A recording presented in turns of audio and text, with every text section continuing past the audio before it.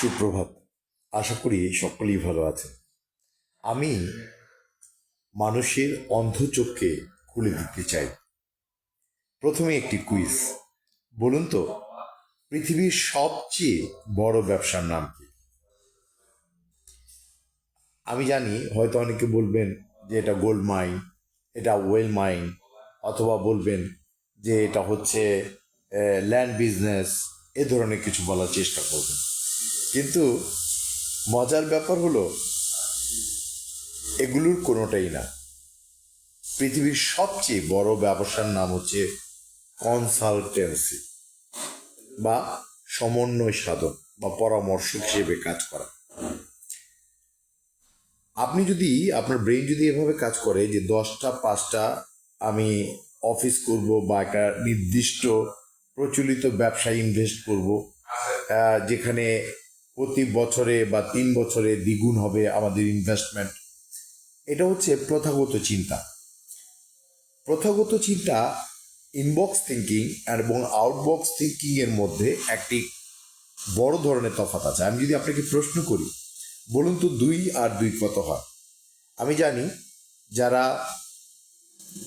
বুদ্ধিমান তারা, যারা সাধারণভাবেই উত্তরটা আসবে 2 আর 2 4 হয় যোগ করলে, এবং যারা একটুখানি ডাইমেনশনাল চিন্তা অ্যাড করতে পারবেন তারা উত্তর দিবেন 2 এর সাথে 2 বিয়োগ করলে এটা 0 হতে পারে। এবং আরেকটু যারা ওভার ইন্টেলিজেন্ট, একটু ফিলোসফিক্যাল টাচ যাদের থট প্রসেসে আছে, একটু ক্রিটিক্যাল থিঙ্ক করতে পারেন, তারা বলবে 2 এর 2 5ও হতে পারে।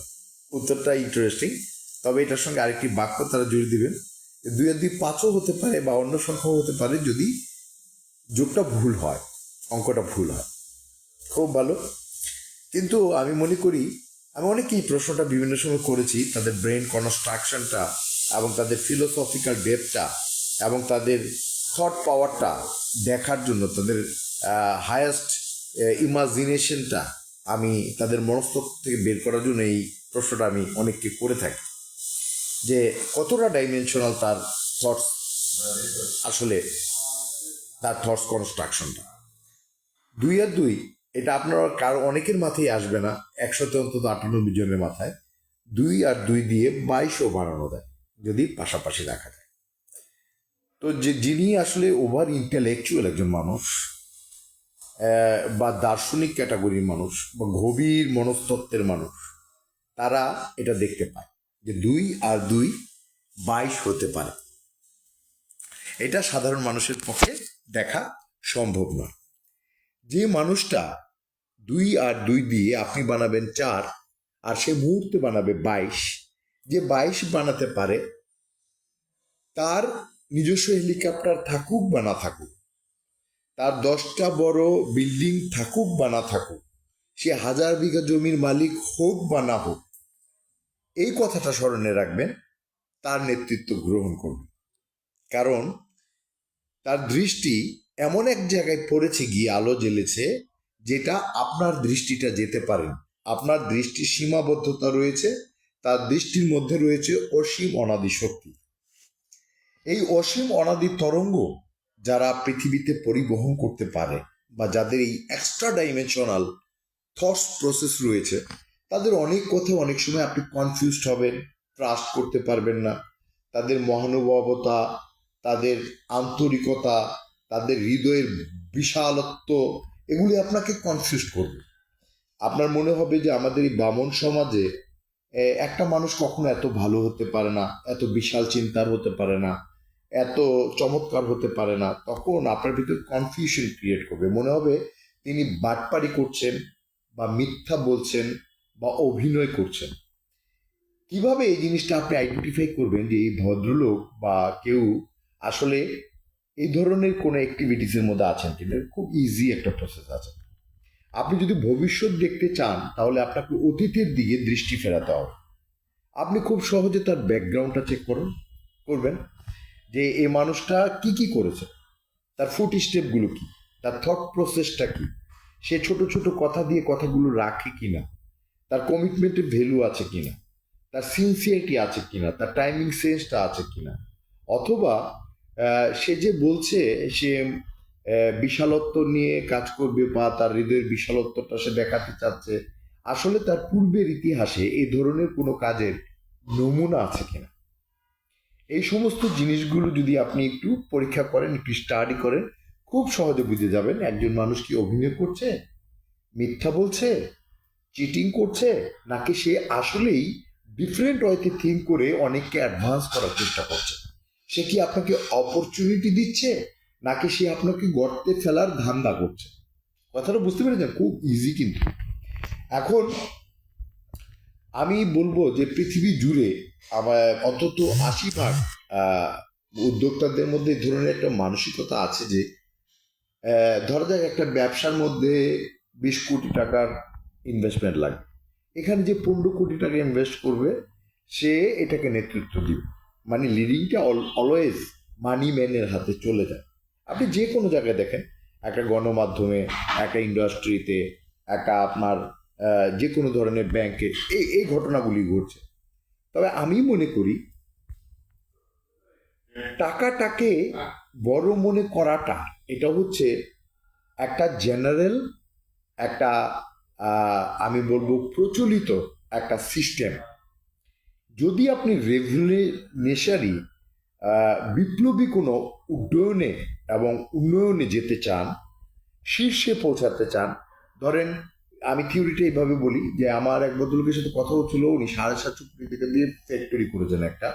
তো 4 বছর আমি জিজ্ঞেস করলাম যে আপনি কেমন আয় করতে পেরেছেন এই 750 কোটি টাকা বিনিয়োগ করে। তো উনি বললো যে প্রায় 550-600 কোটি টাকা আমি আয় করেছি। তো আমি বললাম যে মাত্র 500 কোটি টাকা আয় করার জন্য 750 কোটি টাকা বিনিয়োগ তো কোনো প্রয়োজন নেই।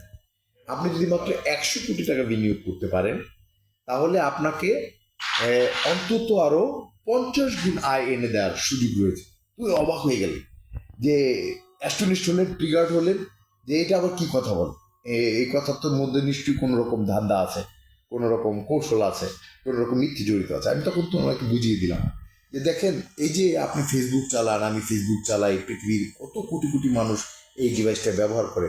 এটা কি হাজার হাজার কোটি টাকা লেগেছে বানাতে?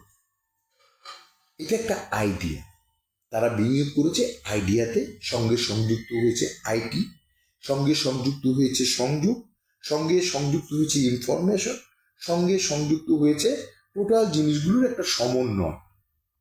আজকে দেখেন পৃথিবীর 5ম ধনী হয়ে গেছে মার্ক জুকারবার্গ। আজকে দেখেন আলিবাবা কোথায় চলে গেছে, আজকে দেখেন অ্যামাজন কোথায় চলে গেছে।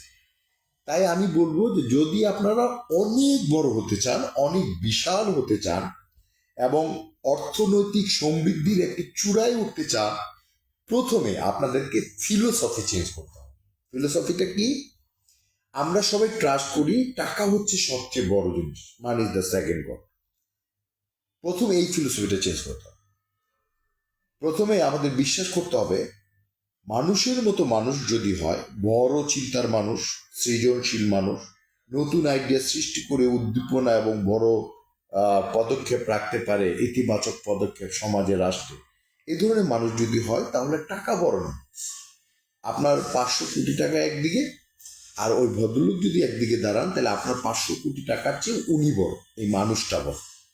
এবং এটাও আমি বলি যে পদ, ক্ষমতা, খ্যাতি চিরদিন থাকে না।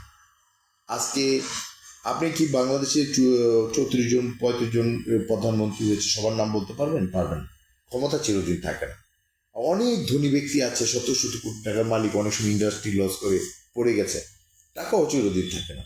থাকে কি? থাকে হচ্ছে যার ভেতরে কমিটমেন্ট আছে, সততা আছে, স্বচ্ছতা আছে, যার ভেতরে আপনার আন্তরিকতা, বিনয়, নম্রতা, ভদ্রতা, মানবিক গুণাবলী, সাহস আছে, স্বপ্ন আছে, সেই মানুষটাকে সবসময় অনেক বেশি ইজ্জত করবেন, সম্মান করবেন। কারণ এই মানুষটা আপনার জীবনে অনেক বড় একটা অ্যাসেট বা সম্পদ, শুধু আপনার জন্য নয়, পুরো সমাজের জন্য, পুরো পৃথিবীর জন্য। তাহলে আমি বললাম টাকার চেয়ে মানুষকে বড় মনে করবেন, সম্পর্ককে বড় মনে করবেন। কি কেন মনে করবেন আমি একটু পরে প্রমাণ করে দিচ্ছি যে এটা দিয়ে কি হতে পারে, একটা সংযোগ দিয়ে, একটি সম্পর্ক দিয়ে। টাকার চেয়ে আইডিয়াকে বড় মনে করবেন। একটা আইডিয়া দিয়ে আপনি ধরেন কথার কথা 50 কোটি টাকা বিনিয়োগ করলেন, একটা আইডিয়া দিয়ে $5 বিলিয়ন ইনকাম করা, এটা মাত্র 4 থেকে 5 বছরের ঘটনা। এটা কোনো ফ্যাক্টর না।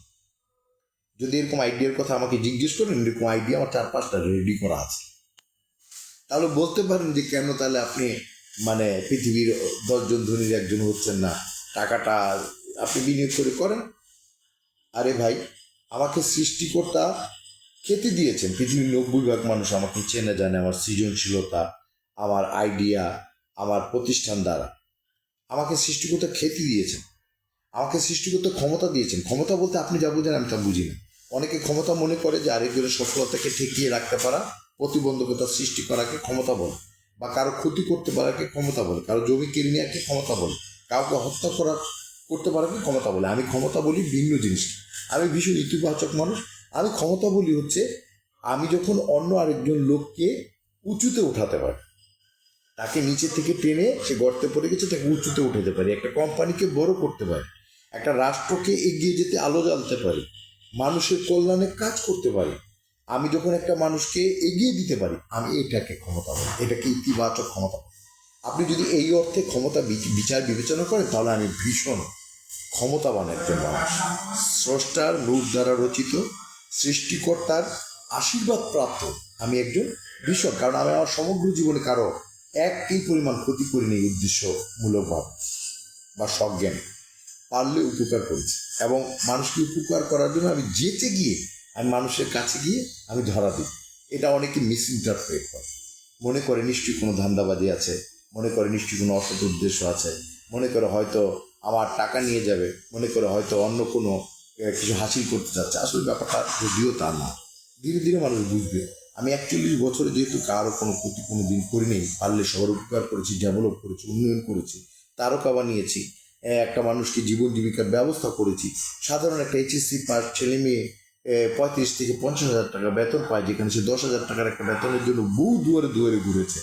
তো এই ধরনের অনেক নজির আমার আছে আমার জীবনে।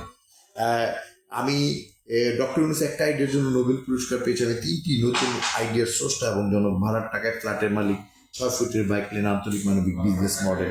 এখন চেষ্টা করছি বিপদের বন্ধু নিয়ে, মানুষের বিপদে সরকার পাশে দাঁড়াবে, 100 কোটি টাকা বাজেট দিয়ে প্রতিদিন 50 জনকে বিপদ থেকে উদ্ধার করবে সরকার নিজে একটা অ্যাপসের মাধ্যমে। এটাও একটা আইডিয়া। এবং আমি এটাও বলেছি যে সরকার যদি ফান্ড ক্রাইসিসে ভুগে, আমি ফান্ডও দেওয়ার ব্যবস্থা করবো, ইন্টারন্যাশনাল ফান্ড সোর্স করে। সেই সুযোগও আমার রয়েছে। হোয়াটএভার, ওগুলো আরেকটা আলোচনা। যেটা বলছিলাম, টাকাকে বড় মনে করা আজকে থেকে ছেড়ে দেন। টাকা একটা কাগজের তৈরি প্রিন্ট করা একটা দ্রব্য। এটা নিশ্চয়ই টাকা নিজে নিজে জন্মায়, একে নিশ্চয়ই কোনো একজন মেধাবী মানুষ আবিষ্কার করেছে। তাহলে যেটা দ্বারা টাকার জন্ম, অর্থাৎ স্রষ্টা হচ্ছে মেধাবী একজন মানুষ, টাকার স্রষ্টা। স্রষ্টা কখনো সৃষ্টির চেয়ে ছোট হয়। তাহলে আউটবক্স থিঙ্ক করা মানুষ যে টাকার প্রচলন করেছে, টাকাটা তৈরি করেছে, তিনি একজন মেধাবী মানুষ, যেটার উপর আমরা সবাই নির্ভরশীল, অনেক নির্ভরশীল। তো মনে রাখবেন, মেধার মতো মেধা যদি হয়, সেটা টাকার চেয়ে অনেক অনেক অনেক অনেক অনেক উঁচু, অনেক বড়। আজকে থেকে টাকা বড়, এটা ছেড়ে দেন ভাবনাটা। মানুষের মতো মানুষ হলে, মেধার মতো মেধা হলে টাকার চেয়ে লক্ষ গুণ। কারো মেধা দ্বারা যদি 5 বছরে 100 কোটি টাকাকে $5 বিলিয়ন বানানো যায়, তাহলে এই মেধাকে কি আপনি বড় না বলে আপনি টাকার চেয়ে ক্ষুদ্র বলবেন? তাহলে কি এটা ঠিক হবে? আচ্ছা, গেল একটা, টাকার চেয়ে মেধা বড়।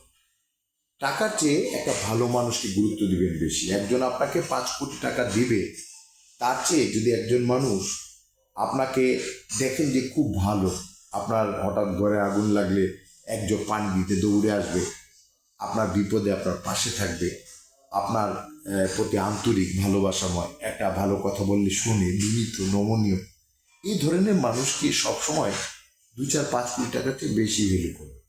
মনে রাখবেন, এরা আপনার সমগ্র জীবনের অনেক বড় সম্পদ। ঠিক আছে? আপনার ধরেন 1000 কোটি টাকা আছে, শুধু টাকা দিয়ে মানুষের কিন্তু সুখ আর শান্তি আসে না।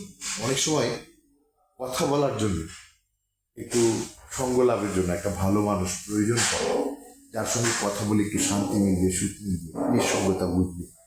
তাই সবসময় মনে রাখবেন, মেধা বড়, মানুষ বড়, সম্পর্ক বড়। এখন ছোট একটা গল্প বলতে চাই। আমার একজন বায়ার আছে, এই বায়ার হচ্ছে ইউএসএতে থাকে।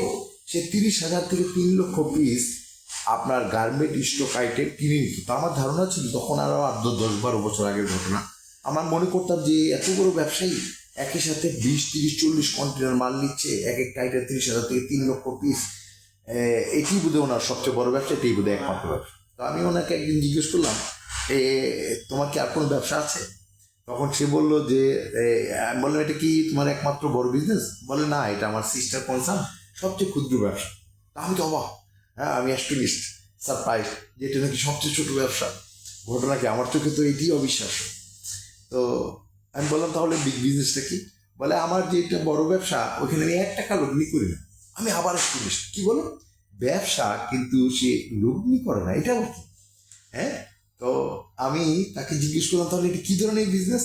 বলে আমি কনসালটেন্সি করি, ওইটা আমার সবচেয়ে বড় বিজনেস, যেখানে আমি 1 টাকা লগ্নি করি না, আমি সময় লগ্ন করি, আমি সহযোগিতা করি, এবং আমি তথ্য নিয়ে কাজ করি, আমি সমন্বয় করি। তো আমি বললাম যে কীরকম সেটা? বলে একটা দেশের প্রধানমন্ত্রী তার বন্ধু, ওই দেশে সে তেল সরবরাহ করে, ভেনিজুয়েলার তেলের খনির মালিক ও তার বন্ধু। সে 3 মিনিট কাজ করে ওই দেশের প্রধানমন্ত্রীর মাধ্যমে, সে ওখানে তেলের রিকুইজিশনটা দেয়, কতটুকু তেল যাবে, একটা রাষ্ট্রে তো অনেক তেল লাগে। তো ভেনিজুয়েলা থেকে যখন তেলটা যায়, সে ইউএসএ বসে অর্ডার করে ইমেলে, এই তেলটা যখন যায় তার অ্যাকাউন্টে, অফশোর অ্যাকাউন্টে ভেনিজুয়েলা থেকে বিক্রেতা তাকে একটা ছোট্ট কমিশন পাঠায়, এটার অঙ্ক হচ্ছে 22 থেকে 23 কোটি টাকা। 3 মিনিট কাজ করে 22-23 কোটি টাকা ইনকাম করে। কথাটা বুঝছেন? তা আমরা যেভাবে প্রথাগত চিন্তা করি যে আমরা 8টা থেকে 10টা পর্যন্ত কাজ করব, 5টা পর্যন্ত কাজ করব, আমরা একটা সাধারণ যে ব্যবসাগুলো করে এই ব্যবসাগুলো করব। আমি একটা ছোট্ট উদাহরণ দিই, আমি এটাকে আগে ব্যাখ্যা শেষ করি। এই ঘটনা থেকে বোঝা যায় যে সম্পর্ক কত বড় একটা আছে। তার ভেনিজুয়েলার তেলের খনির মালিক তার বন্ধু, প্রধানমন্ত্রী তার বন্ধু, যে কারণে সেই ঘটনাটা ঘটাইতে পারে। তথ্য কত বড় একটা সম্পদ। ধরুন আপনি কালকে আমাকে ফোন করে আমি আর একটা তথ্য দিলেন যে আপনার এক ভদ্রলোক গুলশানের একটা জমি কিনতে চাচ্ছে, কিন্তু আপনি বিক্রেতা পাচ্ছেন, আমার কাছে তো বিক্রেতা রেডি আছে। এই যে আপনি আমাকে টেলিফোন করে তথ্যটা দিলেন, আমি যদি আপনার ক্রেতার সাথে বসে কনফিডেন্ট হই এবং আমার বিক্রেতাকে বসাই দিই, আপনার মিনিমাম এখানে আপনার 50 লক্ষ টাকা থেকে 1 কোটি টাকা চলে আসবে। আপনি একটা টেলিফোন করেছেন 1 টাকা দিয়ে, আমার কথা মনে রেখেছেন, এইটুকুই আপনার যোগ্যতা। আপনি আমাকে চেনেন, আমার সাথে আপনার সংযোগ আছে, সম্পর্ক আছে, আমি আপনাকে ট্রাস্ট করেছি বা আপনার তথ্যটাকে কাউন্ট করেছি, আপনার প্রতি আমার আস্থা আছে। এই আস্থা, বিশ্বাস, সংযোগ এবং পরিচয়, এটি আপনার অ্যাসেট এবং এটি আপনার বিনিয়োগ। টেলিফোন করতে পেরেছেন মনে করে, এটি আপনার বিনিয়োগ। তো এরকম অনেক কিছু আছে, আমাদেরকে বুঝতে হবে, চোখ খুলতে হবে যে আসলে অনেক টাকা কামানোর জন্য আপনার শত শত কোটি টাকায় বিনিয়োগের দরকার। আপনি যদি চোখ কান খোলা রাখতে পারেন, বুদ্ধিমান হন, প্রজ্ঞাটা আলো জ্বালেন এবং আউটবক্স থিঙ্কিং করেন, কনসালটেন্সি করেন, আপনি যে পেশায় আছেন এখন, আপনি চাকরি করেন, ব্যবসা করেন, আমি বলবো প্রতিদিন 5টি মিনিট সময় দেন কনসালটেন্সি করার জন্য, সমন্বয় করার। এখন আমি আমার পরিচয়টা পুনরায় দিচ্ছি, আমি 11টি রাষ্ট্রের 15টি বৃহত্তম গ্রুপের অ্যাডভাইজার, কনসালটেন্ট, ব্র্যান্ড অ্যাম্বাসাডার হিসেবে আছি। আমার মূল কাজগুলো হলো কোনো প্রবলেম হলে গভর্নমেন্টের সাথে কোঅর্ডিনেশন করা, আমার কাজ হলো আইডিয়া ডেভেলপ করা, ব্র্যান্ডিংয়ের নিয়ে কাজ করা, এবং টোটাল ফিনান্স নিয়ে কাজ করা, ইনভেস্টমেন্ট ক্রিয়েশন নিয়ে কাজ করা, এই জিনিসগুলো নিয়ে কাজ করি, 4টা-5টা। তো আপনার যে কোনো পণ্য দরকার হয়, প্রায় 37 থেকে 38 ধরনের সেবা ও পণ্য নিয়ে আমার এই গ্রুপগুলো কাজ করে। এবং এই গ্রুপগুলোর সাথে ইনভলভ করার আগে আমার প্রথম শর্ত ছিল যে মানুষকে যদি তারা বিশেষ সুবিধা দেয় জনগণকে, তাহলে আমি তাদের সাথে আছি, নেলে না। তো তারা কোম্পানি মালিকদের কাছে গেলে জনগণ যে সুবিধাটা পাবে, আমার মাধ্যমে সেই সার্ভিসগুলো নিলে তার চেয়ে বেশি সুবিধা পাবে, কারণ আমি তাদেরকে বাল্ক অ্যামাউন্টে নেগোসিয়েশন করেছি এবং তাদের সাথে আমি আমার সময়, শ্রম, মেধা এবং আমার পার্সোনালকে বিনিয়োগ করেছি, যেন মানুষের জন্য কিছু কল্যাণের দুয়ার উন্মুক্ত করতে পারে। আচ্ছা, গেল। তো আমি বললাম মেধা বড়, আপনাকে বিশ্বাস করতে হবে, আইডিয়া বড়, বিশ্বাস করতে হবে, আপনাকে বিশ্বাস করতে হবে যে ভালো মানুষটা বড়, বিশ্বাস করতে হবে যে এই ক্রিয়েটিভিটি বড়, সৃজনশীলতা। একটা সৃজনশীলতার যে কি শক্তি, অপার শক্তি। আমাদের দেশে মনে করা হয়, ও আচ্ছা কবিতা লেখে, ও আচ্ছা গান গায়, গাতো, ও আচ্ছা অভিনয় করে, ও আচ্ছা এটা। একটা ছোট্ট তথ্য দিই, অরিজিৎ সিং সে 3.5 কোটি টাকা নেয় একটা কনসার্ট করতে। জেমস কয়েক জায়গায় কন্ট্যাক্ট করা হচ্ছে, কয়েকজনকে তাদের সাথে সংযুক্ত করে দিয়েছি কনসার্ট করে দিয়ে, 15 লাখ টাকা নেয় 10টা 12টা গান করতে। আপনার সাকিব আল হাসান 30 থেকে 35 লক্ষ টাকা নেয় একটা মডেলের, একটা প্রোডাক্টের মডেল হইতে। আপনার কয়টা আর শুনবেন? এরকম শত শত আছে। বিভিন্ন দেশের প্রধানমন্ত্রী, যারা উন্নত দেশ, বিভিন্ন দেশের প্রধানমন্ত্রী আত্মীয় স্বজন ফিল্ম ইন্ডাস্ট্রিতে কাজ করে, আপনার সৃজনশীল অঙ্গনে কাজ করে, সঙ্গীত সাহিত্য নিয়ে কাজ করে। হ্যাঁ, আমরা যেটা সাধারণ চোখে দেখি সেটা না। হ্যাঁ, সৃষ্টিশীল মানুষরা অনেক উঁচু দরের মানুষ। স্রষ্টার নিজের মৌলিক গুণ হচ্ছে সৃষ্টি করতে পারা, আর যারা সৃজনশীল অঙ্গনে কাজ করে তারা স্রষ্টার সেই মৌলিক গুণটাকে চর্চা করে। তাদের হৃদয় যদি সুন্দর হয়, মানুষের জন্য কল্যাণময় হয়, এবং তারা যদি সততার সাথে ভালো কিছু, ধরুন দেশপ্রেমকে জাগিয়ে তোলা, মানব প্রেমকে জাগিয়ে তোলা, ঊর্ধ্বে দূরে ধরা, জনকল্যাণ, তারপরে হৃদয়ের প্রকাশ, ভালোবাসার বিকাশ, হ্যাঁ ভালোবাসার জগৎ, এই সমস্ত ভালো ভালো জিনিসগুলো মানবতার পথ সেগুলো নিয়ে কাজ করে, তাহলে ধরে নেবেন যে এই মানুষটার ভিতরে সৃষ্টিকর্তার নিজস্ব রশ্মি বিরাজমান। তাদেরকে উঁচু সম্মান দেবে। হ্যাঁ, যে মন্ত্রীটা দুর্নীতি করছে তাকে এতটা সম্মান আপনার না করলেও চলবে। আপনার হাজার হাজার কোটি টাকা সে সুইস ব্যাংকে পাঠাচ্ছে, আপনার সে হচ্ছে সুইস ব্যাংকের এজেন্ট। সে যদি বাংলাদেশের প্রকৃত নেতা হতো, সে সুইস ব্যাংকের এজেন্ট হিসেবে টাকা এত পাঠায়, একদিন মরে গিয়ে ওই টাকাটা ফ্রিজ হয়ে গেলো বা ব্যাংক পায় গেলো, এই কাজটা সে করতো না। পারলে সে 10,000 কোটি টাকা বাইরে থেকে নিয়ে আসতো, এখানে 10টা ইন্ডাস্ট্রি করতো, 5,000 মানুষের কর্মসংস্থান করতো, তাইলেই তো প্রকৃত নেতা। আমি অনেককে দেখেছি বিগত সরকার এবং পেছনের ইতিহাস ঘেটে, যে আমাদের অনেক নেতা যাদেরকে আমরা বড় নেতা মনে করি, এমপি মন্ত্রী মনে করি, তারা আসলে বিদেশি ব্যাংকের এজেন্ট। তারা এই দেশের সম্পদ চুরি করে বাইরে পাঠায় দেয়, নিজের সন্তানকেও দেয় না, স্ত্রীকেও দেয় না, বান্ধবীকেও দেয় না, নিজেও খায় না, টাকাগুলো পাঠায়, একদিন মরে যায়। পরে শুধু পুরো দেশের লস, আপনাদের লস, আমাদের লস, সহ লস। অথচ আমরা তাদেরকে রেসপেক্ট করি বেশি, তাদেরকে বড় মনে করি। এই বড় মনে করার মনস্তত্ত্ব থেকে আমাদের বিরত। যারা সৎ, যারা মানুষের জন্য কাজ করতে চায়, যারা মানুষকে ভালোবাসে খাঁটি হৃদয় দিয়ে, যারা মানুষকে উন্নয়ন করতে চায়, যারা চায় যে অনেকে ধনী হোক, হিংসা করে না, অহিংস, যারা আন্তরিক, বিনয়ী, নম্র, তারা হচ্ছে বড়। বড়র সংজ্ঞাটা দয়া করে পাল্টিয়ে ফেলে। একজন কৃষকের ভেতরে যদি এই মানবিক গুণগুলো পান, তাকে সেলুট দিবেন। হ্যাঁ, স্যার বলবেন। স্যার মানে এই নয় যে আপনি তার চাকরি করছেন, আপনি তার স্টাফ, সে আপনার বস, তা নয়। আমরা স্যার আইজাক নিউটনকে সবাই স্যার বলি না? আমরা কি সবাই তার চাকরি করি? এটা কেন বলি? এটা একটা সম্মান। স্যার মানে হচ্ছে জনাব, জনাব স্যার, এটা একটা সম্বোধন, একটা সৌন্দর্য আচরণ। এই কাজটা যদি আপনি করেন, এতে বরং আপনারই না, তার লাভ। এবং এটা একটা এমন প্র্যাকটিস, আমাদের জাতির মধ্যে আপনি দেখবেন 20% লোক খুব বেয়াদব। তাদেরকে একটা কথা বললে শুনতে চাইবে না, তাদের কল্যাণে, মানুষের কল্যাণে একটা কথা বললে এটাকে সে নিতে চাইবে না, এটা গ্রহণ করবে না, ভালো জিনিস তাদের সহ্য হবে না, হিংসা করবে, খারাপ মন্তব্য করবে, বাজে কথা বলবে, মানে নেতিবাচক হিংসা, নেতিবাচকতা, ঈর্ষা, তারপর হচ্ছে সংকীর্ণ চিন্তা। তারপরে আরেকটা সমস্যা আছে, আপনি যদি একটা অ্যাপস ইনস্টল করতে চান, আপনার যদি হাতের সেটটা বাটন সেট হয়, সেখানে কি সেটা ইনস্টল হবে? কোনোদিন হবে। এটা একটা স্মার্টফোন হতে হবে। তা আমাদের অন্তঃকরণকে এরকম একটা স্মার্টফোনে আমাদের আপডেট করতে হবে। এই আপডেট যদি আপনি করতে চান, বাটন সেট থেকে আপনার মনস্তত্ত্বকে স্মার্টফোনে উন্নয়ন করতে চান, তাহলে কি করতে হবে? পড়াশোনা করতে হবে। কি পড়তে হবে? ফিলোসফি, সাইকোলজি, হিস্টোরি, তারপর হচ্ছে সায়েন্স, তারপর হচ্ছে এই ধরনের সাহিত্য। এই সমস্ত জিনিস থেকে আপনার অনেক ভেতরে ডেভেলপমেন্ট আসবে, মনের শরীরটা বড় হয়ে উঠবে। মনের খাদ্য হচ্ছে সাহিত্য, প্রকৃত সাহিত্য। জ্ঞানোত্তর সাহিত্য পড়লে হবে না, হুমায়ুন আহমেদ পড়লে হবে না, ওটা চানাচুরের মতো জনপ্রিয় সাহিত্য। ওটা আপনাকে বিনোদন দিবে, হাসাবে, কিন্তু আপনার মনস্তত্ত্বকে বেড়ে উঠতে সহযোগিতা করবে না। আপনি এমন সাহিত্য বাছাই করবেন যেগুলো আপনার মনকে বিকাশ ও প্রকাশে সাহায্য করবে, বড় হতে সাহায্য করবে। সার ও জলের মতো কাজ করবে একটা বৃক্ষে, ছোট বৃক্ষের চারার মূলে। হ্যাঁ, আপনার হৃদয়টা যেন বড় বৃক্ষ হয়ে ফল ফলে ফুলে সুবিধ হয়ে অনেককে কল্যাণ দিতে পারে, অনেককে একটা ফিডব্যাক দিতে পারে। তো এই সাহিত্য, সঙ্গীত, এগুলো হচ্ছে মনের পলল ভূমিতে বৃষ্টি স্বরূপ, সার স্বরূপ, এবং এগুলোকে বড় করে তোলার জন্য এটা একটা প্রেরণা স্বরূপ। আপনার থটসগুলো চেঞ্জ করতে হবে, প্র্যাকটিসগুলো চেঞ্জ করতে হবে, এবং আপনার অ্যাম্বিশন, ফোকাসটাকে চেঞ্জ করতে হবে। এবং আপনি যদি বাঁচার জন্য 8 ঘন্টা কাজ করেন, প্রতিদিন 10 মিনিট আপনার বড় হওয়ার জন্য লক্ষ্য নিয়ে 10টা মিনিট কাজ করতে হবে। আপনি কয় টাকা 10 মিনিট করে পেলেন, এটার দিকে টেনশন বা এটার দিকে ফোকাস দিয়ে না, কাজটা করে যান, লেগে থাকেন, চেষ্টা করেন। এক সময় মানুষ যেহেতু করে, এই যে গুলশানে বড় বড় বাড়ি বিক্রি করে, 500 কোটি টাকার ইন্ডাস্ট্রি বিক্রি করে, 1000 কোটি টাকার ফরেন লোন আনা নেওয়ার জন্য সমন্বয়ক হিসেবে কাজ করে, বড় বড় ডিলগুলো যারা করে, এরা কি মানুষ না? আপনার মতোই তাদের দুটো পা, দুটো চোখ, হ্যাঁ, একটি নাক, আপনার থেকে বেশি কিছু তাদেরকে দেওয়া হয়নি। শুধু তারা অমূলক ভয় থেকে নিজেদেরকে মুক্ত করেছে।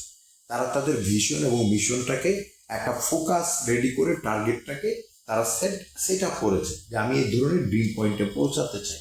এটার জন্য সবাই চেষ্টা করেছে, লেগে থেকেছে, অলসতা দেখেনি।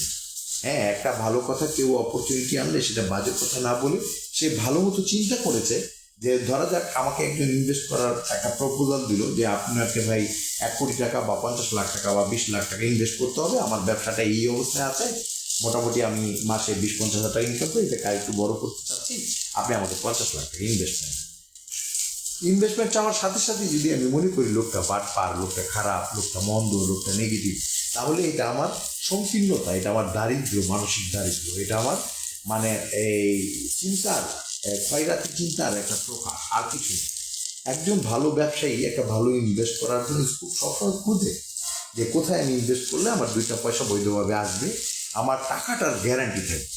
ধরা যাক আপনাকে আমি যদি বলি যে আপনি 5-10 লাখ, 20 লাখ টাকা বা 50 লাখ টাকা, 1 টাকা থেকে 10,000 কোটি টাকা আপনি আমার সাথে ইনভেস্ট করেন, কিন্তু এমনভাবে আমি টাকাটা নিব কোনো ব্যবসায় যেখানে আপনার লাভ কম হলেও, লাভ যদি অনেক হওয়ার বদলে একটু কমও হয়, আপনার আসল নিয়ে আপনার কোনোদিন 1 সেকেন্ড টেনশন করতে হবে। ধরা যাক আপনি 10 লাখ টাকা ইনভেস্ট করলেন, আপনাকে 2 কাঠা জমির সাথে সাথে রেজিস্ট্রেশন করে দেওয়া হলো। তো এই যদি আপনাকে 2 কাঠা জমি রেজিস্ট্রেশন করে দেওয়া হয়, তাহলে আপনার 3-4 বছর এটার দাম হয়ে যাচ্ছে 12-15 লাখ টাকা। তার মানে আপনার মূল টাকাটা একদম সম্পূর্ণ সেফ। আপনাকে যদি আবার চেক দেওয়া হয়, তাহলে আপনি আরো ওভার শিওর হয়ে গেলেন। আবার যদি আপনাকে বেনিফিট দেওয়া হয়, যে লাভ হলে লাভ নিবেন, লোকসান হলে লোকসান নিবেন, বেশি লাভ হলে বেশি নিবেন, এইভাবে একটা এগ্রিমেন্ট করলেন, তাহলে আর কোনো টেনশন আছে? আপনার যদি টাকা থাকে, তাহলে এই ধরনের বিনিয়োগ প্রস্তাব এটা আপনার জন্য সুবর্ণ সুযোগ, ইতিবাচক, এটা একটা চমৎকার অপরচুনিটি। তো আমাকে যদি এই ধরনের কেউ অফার করে, আমি এটাকে খুব পজিটিভলি নিই। আপনাদের যদি এই ধরনের বিজনেস থাকে যেখানে 1 থেকে 2 লক্ষ টাকা ইনকাম হচ্ছে বর্তমানে, স্টার্ট আপ কোম্পানি, শুধু গাড়ির কোম্পানি হলে আমি হয়তো ইনভলভ হবো, আর বাকি অন্যান্য কোম্পানি যেগুলো 1 থেকে 2 লাখ টাকা মাসে রুজি করতে পারে বা মিনিমাম 50,000 টাকা রুজি করতে পারে খরচ বাদে, এই ধরনের কোম্পানি হলে আমি 5 থেকে 10 বার বিনিয়োগ নিজে করবো বা বিনিয়োগ সমন্বয় করবো। আপনি বলবেন আমি উইদিন 3 মান্থস আমি বিনিয়োগে চলে যাব। আচ্ছা, গেল। আরেকটা কথা বলি, আপনি মেধা, আইডিয়া, আপনার সংযোগ, সম্পর্ক, সৃজনশীলতা, এগুলোকে যদি বড় করে দেখতে পারেন, এই 4-5টা জিনিসের সাথে যদি সামান্য অর্থ বিনিয়োগ করেন, তাহলে এই টাকাটা অসীম অনন্তে যাত্রা করতে পারে এবং এটা এমন এক উচ্চতা আপনাকে প্রদান করতে পারে যেটা আপনি আসলে আপনার জন্য কল্পনা অতীত। দেখুন মানুষের থটস, ফিলোসফি কীভাবে মানুষকে ছোট করে রাখে। আপনি অনেকেই আছে 1 কোটি টাকা হলে একটা সুপার শপ করবে, একটা রেস্টুরেন্ট করবে, পুরো 1 কোটি টাকায় খরচ হয়ে যাবে। অথচ আমি যদি চিন্তা করি যে 1 কোটি টাকা বিনিয়োগ করবো, আমি হয়তো 500 বিঘা জমির মালিককে আমার পার্টনার বানিয়ে নিব, 1 কোটি টাকার সঙ্গে আর 2 কোটি টাকা বিনিয়োগ করে 3 কোটি টাকার বালি ফেলবো, সেটাকে ডেভেলপ করবো, পরে প্লট হিসেবে বেচবো বা পাওয়ার প্লান্টের কাছে একবারে বিক্রি করে দিব, অথবা কোনো ইন্ডাস্ট্রির জন্য বিক্রি করে দেবো বা ইকোনমিক জোন করবো। আপনি 1 কোটি টাকা দিয়ে সারা 8 ঘন্টা করে খাটবেন, কষ্ট করবেন, আপনার পরিচয় হবে সমাজে মুদির দোকানদার, ঠিক আছে? আর যিনি আউটবক্স থিঙ্কিং করতে পারেন, তার পরিচয়টা হবে তিনি একটা হাউজিং কোম্পানির ডিরেক্টর, 500 বিঘা জমির মালিক। এখন এই ইন্টারেস্টিং দিকটা বোঝার চেষ্টা করুন যে মানুষের চিন্তা চেতনার কারণে মানুষ কিভাবে হীন এবং দরিদ্র থেকে যায়। হ্যাঁ, ঠিকই বলেছেন, সবার তো আর সেই এনার্জিটা থাকে না, সেই পাওয়ারটা থাকে না। 1 কোটি টাকাকে কীভাবে কাজে লাগাতে হবে, কিভাবে এটার পাওয়ার গেমটা খেলতে হবে, অনুমোদনটা বের করতে হবে, বা এটাকে ডিজাইন করতে হবে, বা এই যে 500 বিঘা জমির মালিক কেনই বা তার সাথে আসবে। একটা হাই প্রোফাইল যদি লোক না হয়, তারা তো এই জমিটা দিবে না, পার্টনারশিপে 1-2 কোটি টাকার জন্য আসবে না।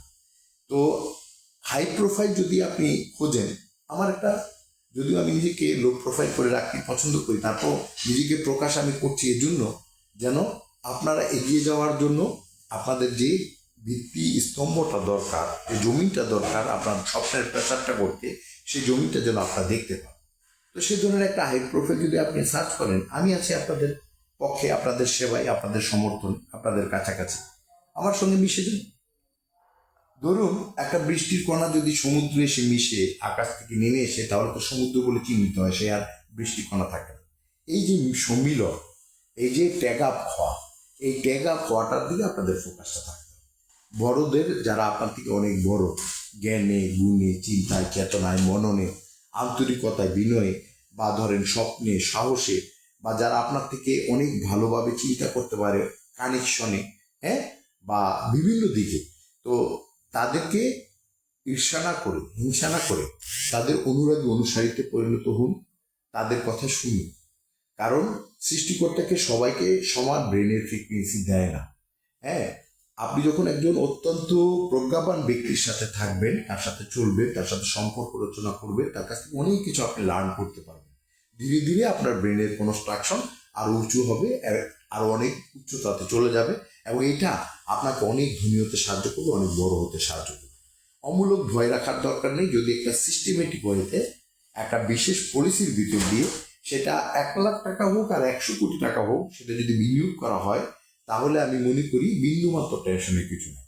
আপনাকে একটা ল্যান্ড গ্যারান্টি দিয়ে দেওয়া হবে, যতটুকু আপনি ইনভেস্ট করতে চান, বা আমি ইনভেস্ট করতে চাইলে আপনি আমাকে ল্যান্ড গ্যারান্টি দিয়ে দিবেন যে 3-4 বছর পরে প্রতিষ্ঠান যদি নাও দাঁড়ায়, অনুমোদন নাও হয়, বিদেশি টাকা নাও আসে, বা কোনো কারণে অনুমোদন ক্যান্সেল হয়ে যায়, আগুন লাগে, যেন টোটাল মানে কোনো রকম লোকসানটা না হয় মূল ইসে। আচ্ছা, যাই হোক, আমি মোটামুটি একটু আপনাদের ভিতরে একটা সেন্স ক্রিয়েট করার চেষ্টা করলাম যে আমরা সাধারণ দৃষ্টিতে টাকাকে বড় মনে করি বিধায় আমরা খুব সাধারণ থেকে যাই। অর্থনীতি চূড়ান্ত যে তরঙ্গ, সেই তরঙ্গে আমরা পা রাখতে পারি না। তা আমাদের প্রজ্ঞাটাকে ব্যবহার করতে হবে, আইডিয়াটাকে ব্যবহার করতে হবে, সৃজনশীলতাকে ব্যবহার করতে হবে। এবং যারা অনেক বেশি কানেক্ট, আমি এই পর্যন্ত 3,500 মিটিং করেছি, আমি এতটা ইনফরমেটিভ। ইনফরমেশন তো এখন শুধু তথ্য না, এটা হচ্ছে টাকা। হ্যাঁ, তথ্য এখন টাকা, তথ্য এখন অনেক অমূল্য সম্পদ, এটা অনেকে বুঝে না। তো এই যে আমার ভেতরে যে তথ্যগুলো আছে, আমি মনে করি আমার ভিতরে একটা সৌরজগৎ লুকানো, তার 5 থেকে 10 ভাগ আমি শো করে থাকি। অনেকে বলে আমি শো আপ করি, আমি আসলে আমার 5 থেকে 10 ভাগ আমি প্রদর্শন করে থাকি। এই তাপই অনেকে গলে যায়, সহ্য করতে পারে না। এবং মানে আমাকে ভালোবাসার বদলে, অনুরাগী হবার বদলে, অনুসারী হবার বদলে তারা তাদের ভিতরে ঘৃণা জন্ম নেয়, হিংসা জন্ম নেয়, ইগো জন্ম নেয়, ট্রিগার্ড হয়। দয়া করে ট্রিগার্ড হবেন না, হিংসা করবেন না, এবং আপনারা ঘৃণার প্র্যাকটিসে যাবেন না। ভালো দিকগুলোকে প্র্যাকটিস করবেন, দেখবেন বড় হতে আপনাতেই স্রষ্টা আপনাকে সহযোগিতা করবে। আমি মনে করি আমি পৃথিবী ও জগৎ, স্বর্গ জগতের একান্ত গোপন সঙ্গ, স্রষ্টা তার বিশেষ রশ্মি আমার ভেতর দিয়ে প্রবাহিত করছে। শ্রীলঙ্কার প্রধানমন্ত্রী শুধু শ্রীলঙ্কার কল্যাণ সাধন করতে পারেন, মালদ্বীপের প্রধানমন্ত্রী শুধু মালদ্বীপের কল্যাণ সাধন করতে পারেন। আমার যে আইডিয়াগুলো আমি রচনা করছি, 3-4টা সমাজে অসীম কল্যাণ উন্মুক্ত করেছে, এগুলি সারা পৃথিবীতে কল্যাণ সাধনে এগুলি পারঙ্গম। তাহলে আমি যদি সারা পৃথিবীর মানুষের জন্য কল্যাণ আমি পরিবহন করে থাকি, তাহলে আমি কে? এইটুকু বোঝার যদি আপনার মিনিমাম সেন্স থাকে, বা এই রেসপেক্টটুকু আপনি মনে রাখতে পারেন যে একটা মানুষ 18 কোটি মানুষের জীবনকে সহজ ও আনন্দময় করার জন্য 20 বছর ধরে সাধনা করছে, বিনোদ রজনী কাটাচ্ছে, এই মানুষটা আসলে মানুষকে ডেভেলপ করতে চায়, কল্যাণ চায়, এটা মানুষের ক্ষতি চায়। যদি কোনোদিন কারো 2 পয়সার ক্ষতি হয়ে যায়, বা 10 মিনিট সময় নষ্ট হয়ে যায়, এটা একান্তই অজ্ঞাতে, এটা আসলে কোনো উদ্দেশ্যমূলক ক্ষতি নয়। আর যদি এই ধরনের ক্ষতি কেউ কোনোদিন প্রমাণ করতে পারেন আমার দ্বারা হয়েছে বা হবে, তাহলে সেক্ষেত্রে আমি ক্ষতিপূরণ দিতেও রাজি আছি। তা আপনারা ভালো থাকেন, সুন্দর থাকেন, আমাকে প্রার্থনায় রাখেন। আমি ভালো এবং বড় কিছু করার চেষ্টা করছি, মানুষের জীবনমানকে পরিবর্তন করার চেষ্টা করছি, কিছু বৈপ্লবিক সমাজ সংস্কার এবং পরিবর্তন এবং নতুন চিন্তাকে রোপণ করার চেষ্টা করছি। আপনারা ভালো যে জিনিসগুলো লাগবে শেয়ার করবেন, মানুষকে জানাবেন, নিজের ভিতরে সংকীর্ণতা না রেখে, ঈর্ষা না রেখে মানুষকে এটাকে জানতে সহযোগিতা করবেন, একজন প্রচারকের ভূমিকায় পালন করবেন। এতে আপনার কল্যাণময় মনস্তত্ত্বের একটা দৃশ্য সামনে এগিয়ে আসবে, এবং আপনি আমার সুনজরে থাকলে আমি চেষ্টা করব যে আপনাকে এমন কিছু ব্লেজিং দিতে, যেটা দিয়ে আপনি দ্রুত এগিয়ে যেতে পারবেন, নিজেকে নির্মাণ করতে পারবেন, স্বপ্নের পথে এগিয়ে যেতে পারবেন। আপনারা সবাই সুন্দর থাকুন, আপনাদের জন্য অনন্ত ভালোবাসা রইল, এবং আমাকে আপনার প্রার্থনা অংশ করুন। থ্যাংক ইউ ভেরি মাচ, ভালো থাকুন। এতক্ষণ আপনাদের সঙ্গে ছিলাম আমি, দি আব্দুল্লাহ মাসুম, পৃথিবীর একমাত্র আণবিক সৃজনশীল গণমাধ্যম ব্যক্তিত্ব, যিনি 20টি সৃজনশীল পরিচয় একই সাথে লালন করি এবং 26 বছরের সাধারণ নিজের ক্রিয়েটিভ ট্যালেন্টের পিছনে প্রায় 3.5 কোটি টাকার উপরে ইনভেস্ট করা হয়েছে এবং 90% পৃথিবীর সংস্কৃতিবান শিক্ষিত সচেতন বাঙালি আমার কাজগুলি দ্বারা আমাকে চিনে থাকে, আমার চেহারায় নয় কিন্তু আমার সৃজনশীলতা, আমার প্রতিষ্ঠান, আমার আইডিয়ার মাধ্যমে। এই জন্য আমার ইউটিউবের ভিডিও আছে প্রমাণস্বরূপ, ওই ডকুমেন্টারিটা দেখে নেবেন, তাহলেই বুঝতে পারবেন যে একটা আপনার রাস্তার পাকাটা ভিখিরি তার মোবাইলেও আমার লেখা গান পাওয়া যায়। আমার আইডিয়াগুলো সাধারণ যারা সবজি বিক্রেতা, রিক্সাওয়ালা তারা জানে। হ্যাঁ, এবং আমার টেলিভিশন যেটা চালিয়েছিলাম 56 দেশে ওয়ার্ল্ড টিভি, সেটার এখনো অনেক প্রচুর দর্শক এটার কথা মনে রেখেছে এবং প্রশ্ন করে কেন বন্ধ হয়ে গেল। যাই হোক, বন্ধ হয়েছে, কাগজপত্র পিছিয়ে গেছে, এখন নতুনভাবে আবার নতুন কিছু প্রতিষ্ঠান আমি গড়ব, 15 ধরনের প্রতিষ্ঠান আমি গড়ব, ব্যাংক, বিমা, পাওয়ার প্লান্ট, আপনার মোবিল ইন্ডাস্ট্রি, ইন্স্যুরেন্স কোম্পানি, আপনার টেলিভিশন, দুইটা কয়েকটা পত্রিকা, এরকম অনেক ধরনের প্রতিষ্ঠান আমি গড়ব, ইউনিভার্সিটি, হসপিটাল। এগুলোর ফাইন্যান্স সোর্স হবে ফরেন ফাইন্যান্স এবং টাকা নিয়ে আর বিন্দুমাত্র অনিশ্চয়তা নেই, সম্পূর্ণ নিশ্চিত হয়ে গেছে।